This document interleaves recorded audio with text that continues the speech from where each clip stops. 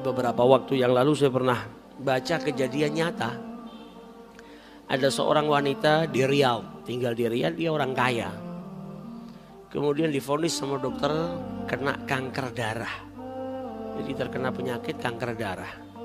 Maka butuh perawatan yang luar biasa. Maka wanita tadi karena sudah tua, penyakitnya juga penyakit serius, dia pakai pembantu di rumahnya.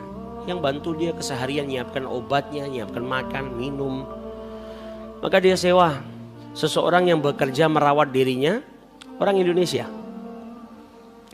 Orang Indonesia ini bekerja tiap hari menyediakan obat, ngerawat si wanita tua tadi karena dalam keadaan sakit.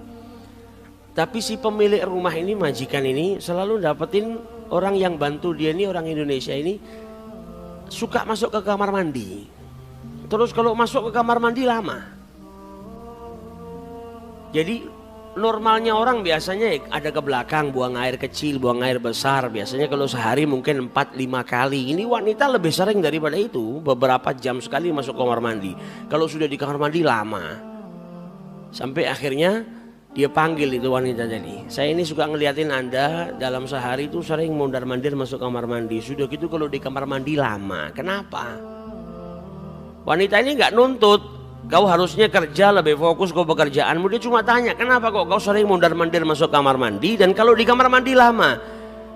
Maka wanita ini malah menangis ketika ditanya. Kemudian dia cerita, sebetulnya 2 bulan yang lalu saya baru melahirkan seorang anak. Saya ini pengantin baru, kemudian saya baru punya anak. Tapi karena keadaan ekonomi kami yang buruk, ketika ada panggilan pekerjaan di sini, maka saya langsung daftar dan saya berangkat. Namanya seorang ibu pasti ada kangennya, ada rindunya kepada anak yang 2 bulan, usianya masih 2 bulan sudah ditinggal. Dan saya masuk ke kamar mandi mondar-mandir itu apa? Karena air susu saya itu masih keluar. Dan karena tidak diminum oleh bayi maka kencang yang luar biasa. Maka saya masuk kamar mandi mengeluarkan air susu saya supaya tidak rasa sakit di dada saya ini. Maka si pemilik rumah ini nangis ngelihat ada saudara seagama, saudara muslimahnya yang karena kekurangan ekonomi tadi sampai harus ninggalkan keluarganya, anak usia 2 bulan ditinggal.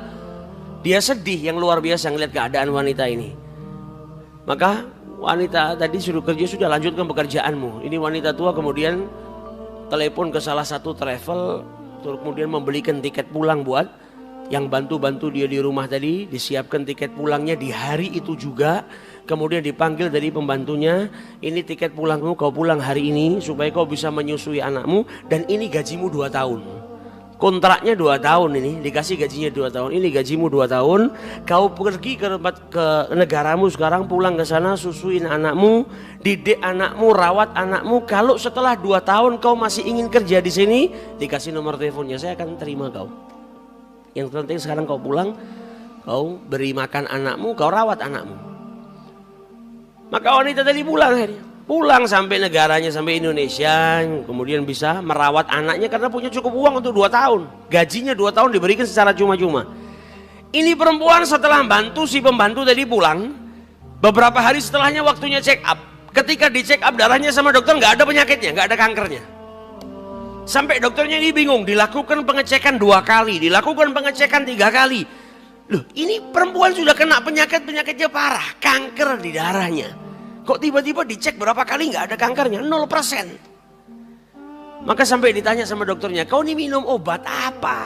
Apa yang kau minum ini? Obat apa yang kau konsumsi sampai penyakitmu ini bisa hilang? Belum pernah ada obat yang bisa menghilangkan kanker darah secara 100% seperti ini. Maka wanita tua tadi menjawab apa? Saya minum obat dari Rasul sallallahu alaihi wasallam. Dawu mardhakum bisadaqah. Obatilah orang-orang yang sakit di antara kalian dengan sedekah.